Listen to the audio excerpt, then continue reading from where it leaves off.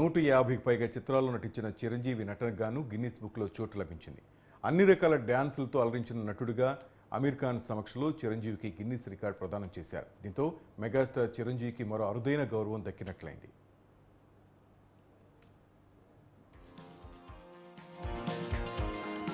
Momentous occasion today it is for us all to witness this. Can we all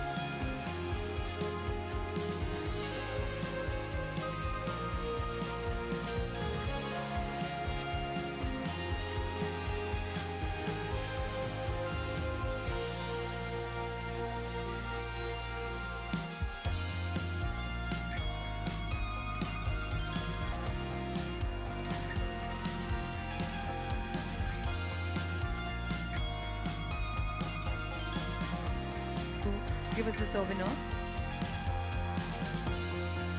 Thank you very much for being here, Amir ji.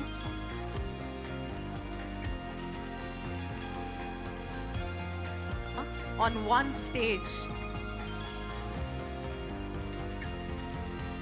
Yeah, of course.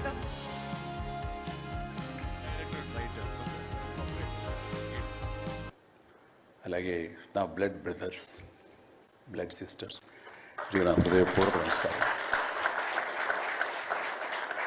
So first of all ఈ event ఇంత గ్లామర్గా, ఇంత మెమొరబుల్గా ఉంది అంటే దానికి ప్రధానమైన కారణం నా మిత్రుడు అమీర్ ఖాన్.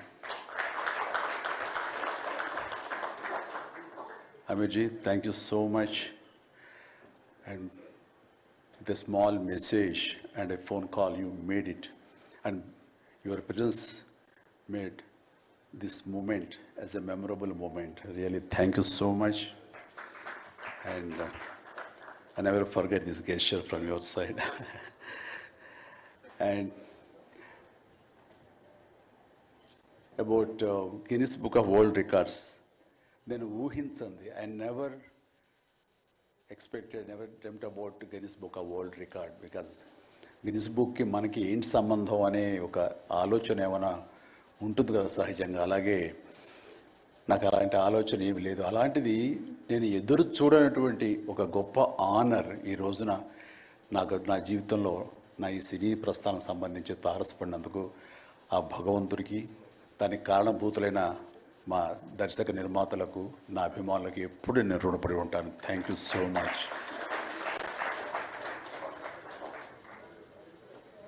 నాకు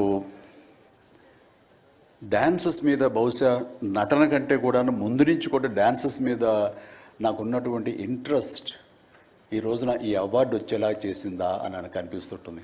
ఎందుకంటే ముందు నటనకి శ్రీకారం చుట్టే కంటే, ఓనమాలు దిద్దుకునే దానికంటే నేను ఫస్ట్ డ్యాన్స్కి నేను ఓనమాలు దిద్దానేమో అనిపిస్తుంటుంది.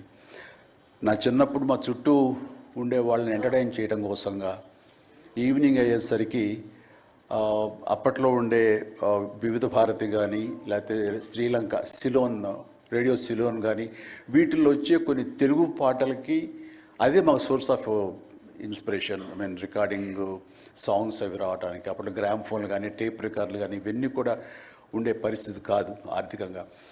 అలాంటి వారానికి ఒకసారి రేడియోలో ఎప్పుడు పాటలు వస్తాయా అని అందరూ ఎదురు చూసేవాళ్ళు. రాగానే శంకర్బాబుని పిలవండి, డ్యాన్స్ వేస్తాడు, మనల్ని అలరిస్తాడు అని వాళ్ళందరూ ఉత్సాహంగా ఉంటే, వాళ్ళ ఉత్సాహానికి నేను మరింత ప్రోత్సాహంగా తీసుకుని దాన్ని డ్యాన్స్లు వేస్తుండేవాడిని. అట్లాగా అవి డ్యాన్సులు అంటారా, బాడీ కదలిక అంటారా ఏమో తెలియదు, ఒక ఎనర్జీగా అవి ప్రజెంట్ చేయటం అనేది ఒక్కడే తెలుసు నాకు. 7th class, 6th class, 8th class ఆ ప్రాంతంలో. ఆ తర్వాత ఎన్సీసీలో చేరిన తర్వాత ఈవినింగ్ క్యాంప్ ఫైర్ టైంలో అందరూ ఎర్లీగా భోజనాలు కానిచ్చిన తర్వాత తిన్న సేవింగ్ ప్లేట్లు మన అల్యూమినియం ప్లేట్స్ వాటిని తిరగేసి దరువులుగా డప్పులుగా వాయించుకుంటూ అప్పుడు కూడా డ్యాన్స్ చేస్తూ అందరిని ఎంటర్టైన్ చేస్తూ ఉండేవాడిని. ఆ రకంగా డ్యాన్స్ అనేది నాకు ఇష్టమైనటువంటి ఒక నా అంతర్భాగం అయిపోయింది.